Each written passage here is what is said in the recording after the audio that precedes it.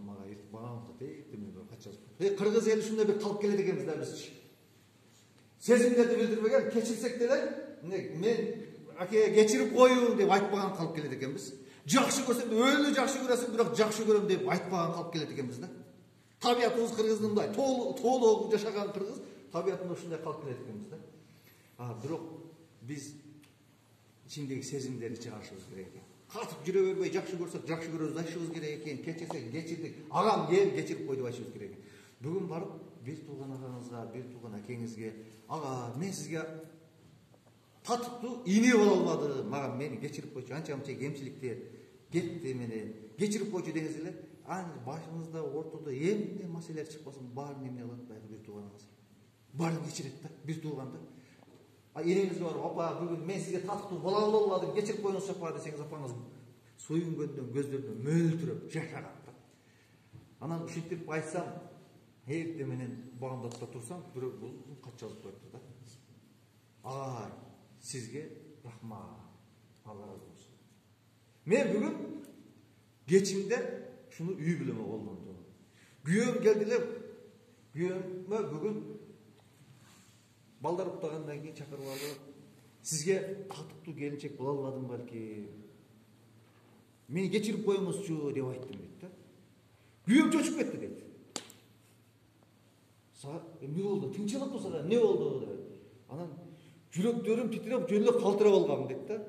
Анан жөн эле бүгүн сизден ушул сезимди билдирип, сизден кечирим сурап койгум келди.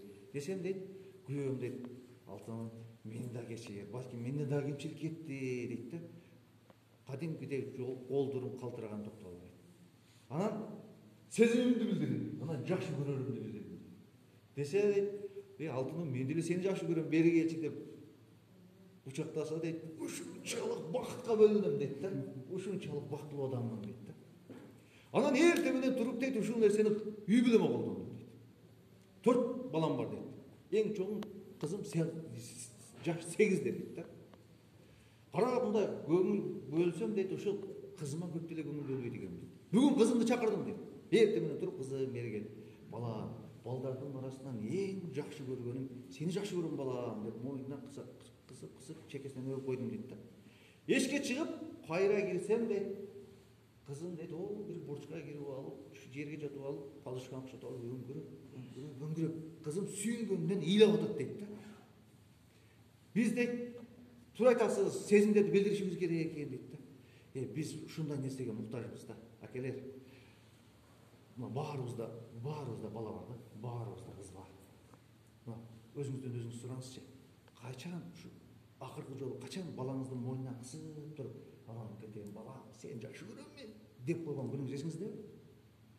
Кызыңызды мойнуңуздан кысып туруп, "Анан кетем кызым, ай, сени жакшы көрөм да" деп койгон күнүңүз эсиңиздеби? Биз кыргыз айтпайбыз да. Сезимдерди билдирбейбиз да. Биздин балдар сүйүүгө муктаж, биздин балдар мээримге муктаж да.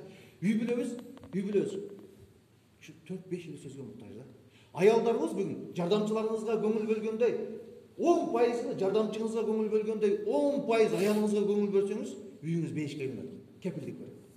Жаныңызда жүргөн жардамчыңызга, секретарга көңүл бөлгөндөй 10% аялыңызга бөлсөңүз, үйүңүз бейишке айланат. Онча-мынча татынакай сөздү айтып койсоңуз, үйүңүз кадимки бейишке айланат. Келиңиздер, бул күндөрдү сезимдерди билдирип жашайлычы. Бүгүн барып ишке ашырып көрүңүз, ишенбесеңиз, келинчегиңизди алтыным бери келчи. Мен сага балким татыктуу күйөө боло албадым, кечирип койчу жаным десеңиз, не деген ойлор келет, билесизби? Башынан көп нерсени өткөзүп, аяка туруп, бияка туруп, жүрөктөрү буйгуй болот да. Биз ушундай сөзгө муктажбыз.